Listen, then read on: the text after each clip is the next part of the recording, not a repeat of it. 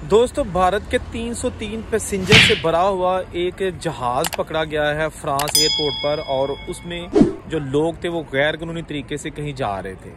ये लोग डंकी लगा रहे थे और अमेरिका या कनाडा में सेटल होने के लिए जा रहे थे गैर कानूनी तरीके से। और ये जहाज कैसे पकड़ा गया, फ्रांस में ये छोटे से एक एयरपोर्ट पर क्यों उतरा और उसके बाद इस जहाज के साथ क्या किया गया, वो लोग कौन थे जो इस जहाज में सवार थे और उनके साथ फिर क्या किया गया, ये हम आपको इस वीडियो में बताते हैं। इसलिए वीडियो को सारा देखेंगे तो आपको पता चलेगा कि समंदरों की बजाय, जंगलों की बजाय, रेगिस्तानों की बजाय अब डंकी जहाज के जरिए भी लगनी शुरू हो गई है। वीडियो शुरू करते हैं।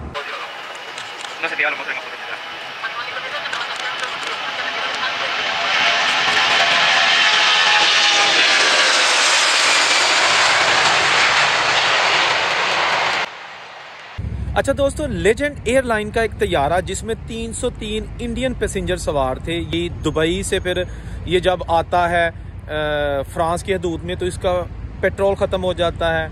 तो पेरिस के साथ वेट्री एयरपोर्ट है, एक छोटा सा एयरपोर्ट है।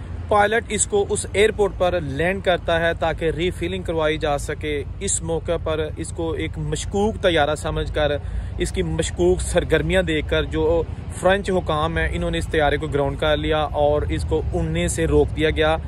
पुलिस और बॉर्डर फोर्सेस की जो नफरी थी वो वहां आ गई। उन्होंने जब पूरी इन्वेस्टिगेशन की और पता चला कि ये ह्यूमन ट्रैफिकिंग है, यानी कि ये लोगों को स्मगल किया जा रहा था अमेरिका वाली साइड पे, और इसमें से मोस्टली लोग वो थे जो कि वहां पर इन्होंने जाकर रह जाना था। ठीक है जी, इनका फौरी तौर पर यहाँ फ्रांस में केस चला ताकि इस तैयारे के साथ क्या किया जाए। इस तैयारे के पैसेंजर्स को बाहर आने की इजाज़त नहीं थी, वो जहाज़ के अंदर ही थे। गो के कुछ तंजीमों ने इनको खाना भी प्रोवाइड किया और इनको जो ज़रूरी चीज़ें थी वो भी प्रोवाइड की गई, लेकिन इनको बाहर आने की इजाज़त नहीं दी गई। सिलसिला यही नहीं रुका। उसके बाद क्या हुआ, उसके बाद पूरी एक हलचल मच गई कि जी ये आखिर हुआ क्या है, किस तरह ये लोग डंकी लगाकर वहाँ सेटल होना चाहते थे अमेरिकन कंट्रीज़ में, मैक्सिकन कंट्रीज़ में और कनाडा जाना चाहते थे। यहाँ के हुकाम ने कहा कि नहीं, हम आपको जो है ना वो वापस भेजेंगे। इनमें से 25 नौजवान ऐसे थे, 25 लोग ऐसे थे जिन्होंने कहा जी कि हम वापस इंडिया नहीं जाना चाहते, हमने यहाँ पर असाइलम करना है, क्योंकि किसी भी कंट्री में अगर आप पहुंचे तो आपको असाइलम का हक होता है। तो 325 पैसेंजर्स में से 2 बच्चे थे जिन्होंने यहाँ पर रहने का फैसला किया और 25 जवान थे जिन्होंने कहा जी हमने असाइलम करना है। बाकी 276 पैसेंजर्स को मुंबई के लिए वापस भेज दिया गया और उसके बाद ये तैयारा चला गया। जो तैयारे के हुकाम है, जो कंपनी है, उसने कहा जी हमारा इससे कोई ताल्लुक नहीं है, हमने प्रॉपर तरीके के साथ पैसेंजर्स को ऑन बोर्ड किया था। इसमें कुछ जेन्युइन टूरिस्ट भी थे, को 25 के करीब। बहरहाल ये एक बड़ा क्या कहते हैं अफसोसनाक लम्हा था कि लोग जो अपनी मंजिल की तरफ निकले हुए हैं और मंजिल से पहुंचने से पहले ही उनको कोई पकड़ ले और फिर बाहर भेज दे और वापस भेज दे।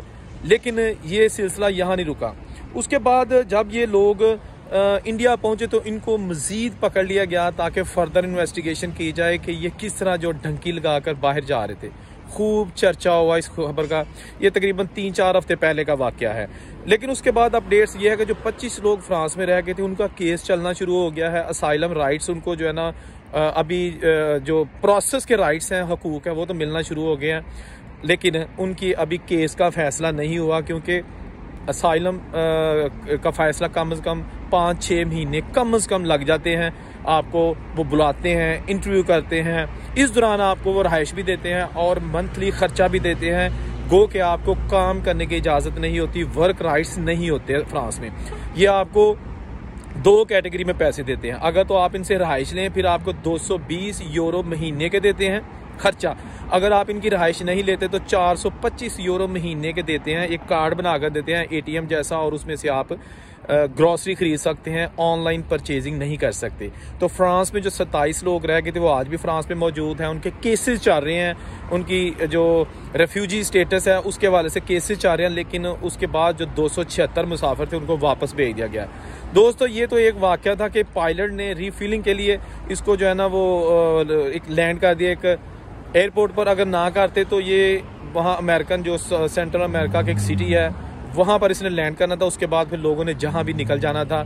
और इस तरह ये ह्यूमन ट्रैफिकिंग का सिलसिला जो है ना, वो ना रुकने वाला सिलसिला ताहाल जारी है। जहाँ से भी लोग आते हैं उनकी कोशिश यही होती है कि जैसे भी हो हम किसी तरीके से बाहर पहुँच जाएं, वहाँ जाके सेटल होने की कोशिश करते हैं।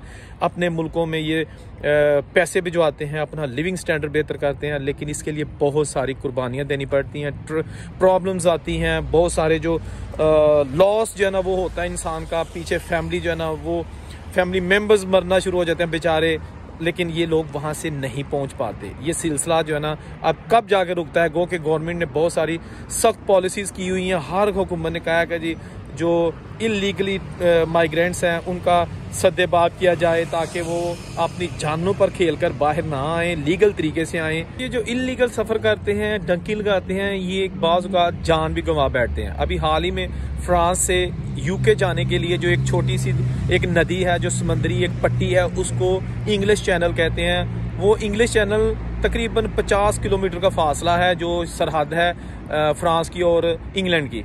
तो वहाँ पर इलीगल किश्तियाँ चलती हैं, इलीगल माइग्रेंट्स। तो वहाँ पर लोगों को गैर कानूनी तरीके से यूके भिजवाने के लिए फ्रांस से किश्तियाँ चलती हैं, जो कि 1000 से 1500 यूरो रिसीव करते हैं। और रिसेंटली एक किश्ती जिसमें 75 अफराद सवार थे और उसमें से 5 जो है ना वो डूबकर मर गए और 70 को बचा लिया गया। ये रिसेंट वाक़या हुआ है। फ्रेंच हुकाम के मुताबिक वो ये किश्ती जो है ना वो गैर कानूनी तौर पर जो माइग्रेंट्स हैं उनको लेके जा रही थी कि रास्ते में क्रैश हो गई और डूब गई। वक्त पहुँचते हुए जो हेलीकॉप्टर्स भी पहुँच गए और गोताखोर भी पहुँच गए किश्तियाँ लेके, और उन्होंने 70 लोगों को बचा लिया, जिनका मुख्तलिफ ममालिक से ताल्लुक है, जो फ्रांस में रहते थे, और उन्होंने फिर ये पट्टी क्रॉस करनी थी और यूके दाखिल होना था। तो ये सिलसिला जो है ना बड़ी ख़तरनाक हद तक बढ़ चुका है। लोग जानों की परवाह किए बगैर डंकी लगाते हैं और जानों पर खेलते हैं। ख़तरनाक से ख़तरनाक तरीके हैं। एजेंट लोगों को सुहाने ख्वाब दिखाते हैं कि आसानी से आप पहुंच जाएंगे।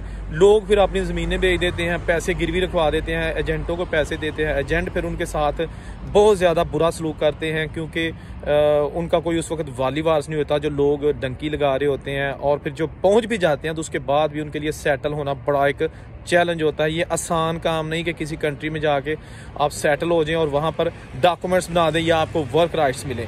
इलीगल तरीके से जाकर आपको वर्क राइट्स बहुत मुश्किल मिलते हैं। और 99% लोग ऐसे हैं जो बगैर कागज़ों के लुक छुप के काम करते हैं, लेकिन उनको अपने डॉक्यूमेंट्स बनाने के लिए साल है साल बीत जाते हैं, उम्र बीत जाती है, एज सारी गुजर जाती है, तब जाके बाज़ के बन जाते हैं कागज़। और बाज़ जो है ना वो 26 साल ही वतन से दूर गुजार देते हैं।